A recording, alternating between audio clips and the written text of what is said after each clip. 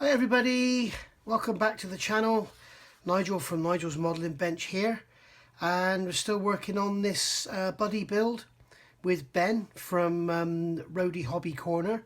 Go and take a look at his build on his site, and you'll see the same kit being built, but yeah, go and have a look anyway. And give us both a subscribe, give us both a like, and tell your friends about us and give us a share. So moving along now, we've done this part here, which was step 3, and we've got all this other stuff here done from parts 1 and 2. So yeah, moving on to step 4 now, and we've got to look at actually assembling this frame around the I guess you'd call this the floor pan. And then I noticed that we've got these cross members to assemble here, and those cross members are actually glued to the floor. And what I thought about doing was putting these on here first. Sorry, I've jumped ahead here. I've assembled these. There's 5 of one type and 1 of one type on its own. This one has holes in the end. None of the others do. So there'll be one here that's got holes in it, and it's that one. So that's this one here, the odd one. And then you've got the other 5 there, which are the other type, like this here. And what I thought about doing was putting these on the floor first. Sorry, the holes go at the front. Putting these on the floor first and put them along, and then add these sides on top, like so, like this. But then I noticed that when you actually put these on, they have locator pegs that go into these, and if you look, there's quite a lot of play in there. So if you glue these on first and then put this down on top, you will like possibly run into some issues. So we do have to stick to the way the instructions do it and make sure we get this level with the floor. Now in my kit the floor is warped. I've got it as straight as I can, but it's a funny plastic. It sort of bends and then stays there rather than springing back, which is probably why it's warped in the first place. So we need to get on and get this all put together. Now the first thing I'm going to do is put these ends on, so that it's all everything's all nice and square. And this part here, B3, that's just going to go on that way up. Yeah, that way up. You have to be a little bit careful with this kit, the engineering. It will allow you to fit, like we said about these suspension assemblies here, it'll allow you to build them wrong. It'll allow you to get the wrong setup of wheels. It'll allow you to put the wrong parts onto the wrong part here, and it'll allow you to interchange these parts even though they're different. So you have to be a little bit careful. You know, you could put that on upside down. These will go anywhere, even though there's one special one. There's nothing to stop you putting the special one in the wrong place. So I'm just going to put some of the extra thin on there, like that. There we go, that's in place. And then the rear one is just going to glue in on those tabs like that. That's quite a good fit. So what I think I'll do is put some glue on here and then push this in and down on top, and then capillary action will pull all the glue away.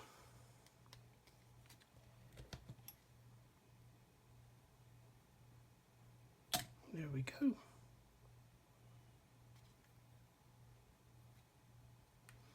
So that's those on.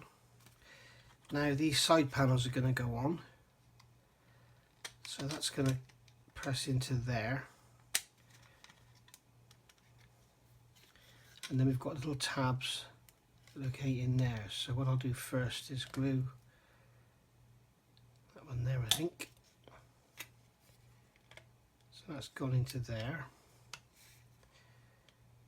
And then the rear one's got the same sort of thing with these tabs. So that'll go in there. Like so.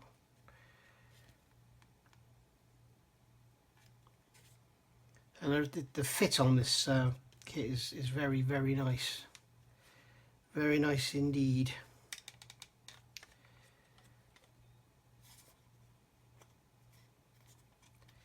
I'm going to get some of the quick setting because I want this to stay and not move. So I'm going to put some of the quick setting in there.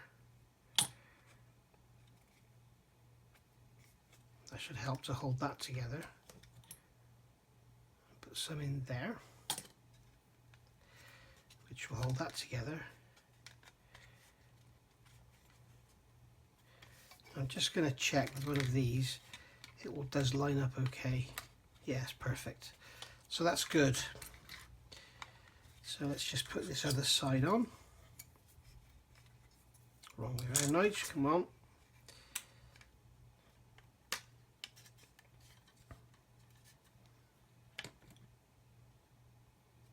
Put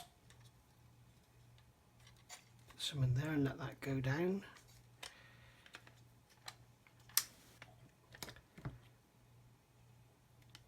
Some in there.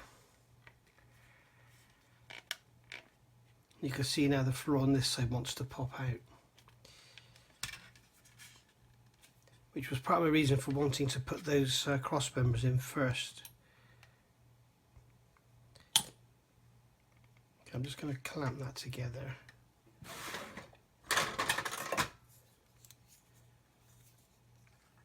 With my crappy little plastic clamp. I must get myself some nice clamps. Perhaps you guys could recommend some.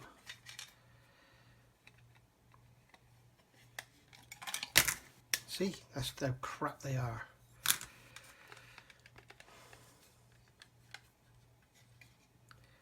I'll put some glue in here.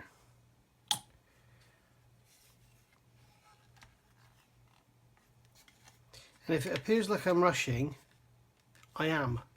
I want to get this all glued together as quick as I can, so if any adjustments needed, it can be done before the cement goes hard. Like for example, I wouldn't recommend doing this and then leaving this overnight to dry before you fit these, because if you do need to do some jiggery pokery, then you know, you need to be you need to like do it before the glue is hard enough that you can't do it. What I'm doing here is making sure my finger's on the back and nowhere near the joint, so that I don't get the glue capillarying up over my fingers.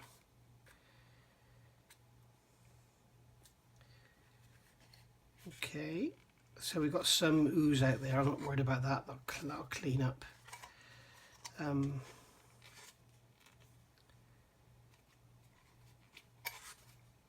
So that's pretty much stayed together now. I did put some Mr. Surfacer on here on those seams just to clean them up. Never too sure, without doing a sort of dummy build, you never can be too sure exactly what will be seen, but the last thing you want is for that to be visible under the front of the tank and you see those, or the back of the tank, and see those sticking out. You know, sticking out like a sore thumb because there's a great seam in them. Right, so that's that. So now we can turn over the page, and as Ben pointed out in his video, one of the problems with this, you've got these two fairly fragile arms here. So I'm going to use a couple of steel blocks here to support that, so that can stay down nice and flat and straight. That's all staying together now. Lovely. Right, so that's that down like that. So we've got to look at fitting these now, and we can see that the special one goes, I think that's the front, goes forward. So that is on my finger. So yeah, there we go. Right, so let's find the one with the holes in. There's the first one I pick up. That's the chances of that. So we need to go across and fit this on here. You'll also notice that on these beams I've put some Mr. Surfacer in the ends of them, so that they so that you can't see the seam on them, because there's quite a nasty seam. I'm not sure these are going to be seen with the tank exposed as it stood on the shelf, but if you have a body lifting off or something, I think these will be on show. So I always like to make sure I get good joints anyway, whatever I'm doing. So that goes in there. So there are square holes in the floor here, and the square pegs on there, and then you've got the little slots that line up on there. So that's there. Lovely. So I think what I'm going to do is put a daub of cement in there. I go by famous word again, daub. Making sure those holes are facing forward or rearward, whatever the case may be in this assembly. And then I can put some more on there. And then we'll have a look afterwards to see how much of this is going to be visible. And if it is, I'll put Mr. Service all along there, because I don't like to see seams. Okay, so that's there like that. Is it square? Yes. So that could go together like that. So that's that in, with the holes facing that way. That's right. So now I need to go on and put the rest of these on. So rather than have you watch me do that, I'll be back in a sec. So we've got all this all glued together now, and everything's all drying up nicely. I've clipped all these parts off the sprues, and these are basically the parts for the return rollers. We've got two different types here. We've got the type B here, which there's two of. One goes in each center space, so we'll have one of the B in there. And then we've got these here, there's four of these. These are the outer sets which go in here, so there and there. So basically what we've got is this assembly here. So we've got two return rollers going on to one half of these, and then this going on here. Obviously these parts are all denibbed and cleaned up, and then that's just going to sit on there like so. It's an absolute waste of time. May as well just throw it in the bin. So that's just going to sit on there like so. Okay. And then those will go around nicely. And then we've got this type here, which is the central type. So we'll put a return roller on each side.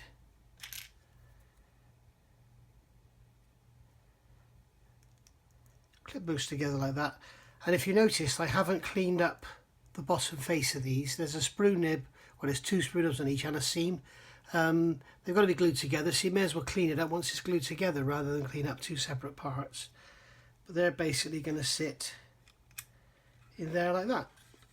So that's the return rollers for both sides. So I'll get on with that now and come back to you in a second.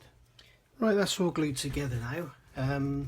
So they all turn. The central ones are glued together and the outer ones are just pushed together and then glued on. And so all the return rollers rotate. I've used the quick setting on this so that I can get on. Now we've got to put these two cross members on. I've taken these off the sprues and cleaned them up. So we've got A3 here and B9. Not really sure why we've got these, because I think they're completely hidden once we put the floor pans in, but I'll fit them anyway. So this one is just basically going to sit on a couple of lugs on the little bulkhead there, like so. Whoops, that one's gone underneath. So that's just got to sit.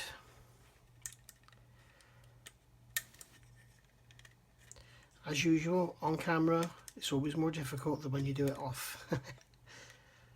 So there we go, that's just going to sit in there, like that. So I'll do is just hold that in place. What I'll do is I'll get some glue on one point.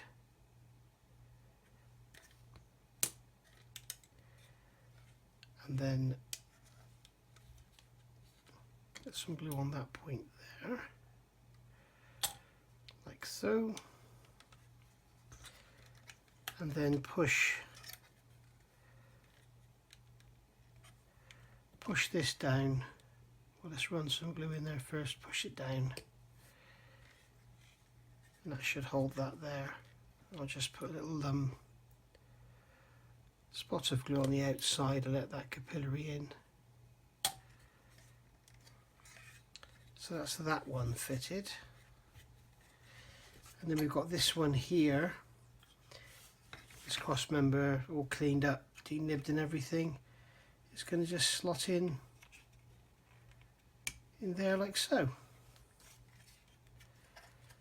A couple of dabs of glue on there.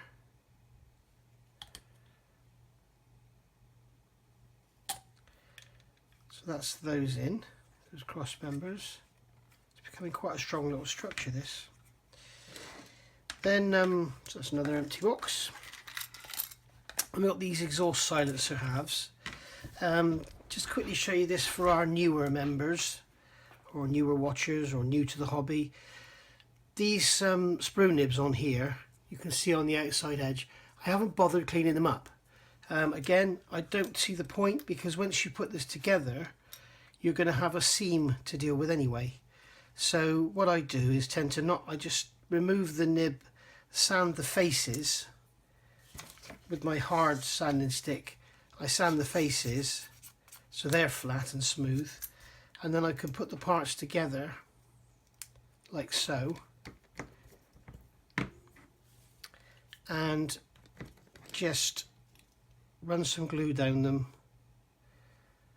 like that, and then once they're dry, then I can clean the seam up, and at the same time as cleaning the seam up, I'll be removing those sprue nibs. So if I remove the sprue nibs first, not only do I run the risk of creating like a divot in the part, I also it also just saves me having to do it twice. So I give those a squeeze in there together. The fit of those is very nice indeed. And then just do the same again. You can see that one's still got the sprue nib on. Run some glue down there.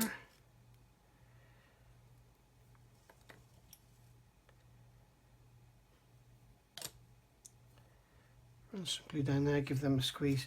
In fact, I think I'll just put a peg on these to hold them together. These are my backwards clothes pegs. It's a little trick I learned off of this one's stronger. I can't remember his name. It's a guy on YouTube, and it's a fantastic idea, because not only does it allow you to get them into tighter places, it also gives them more of a bite. So yeah, have a look on I've shown you how to make them on my Humber, my Monty's Humber build, the Airfix Beginner's Guide. So that's those together. And we're going to fit, next up is fitting the sprockets and the idlers. I'm going to leave them off because I'm going to do some work on this to get this all cleaned up. And then next we're actually going to be fitting the suspension bogies and starting to look at assembling the tracks. So I think I'll leave that one there. That's part 3. I want to keep these nice and short, because I know it can be quite boring just sat there watching someone sticking plastic together for hours. So yeah, I'll leave that there, and thanks for watching. Please like, subscribe, tell your friends, and don't forget to go and have a look at Ben's build over on Road Hobby Corner. I think he's ahead of me, so I guess that'll make watching my videos even more pointless. Anyway, so yeah, thanks for watching. Happy New Year to everyone, and I'll speak to you all soon. Bye bye.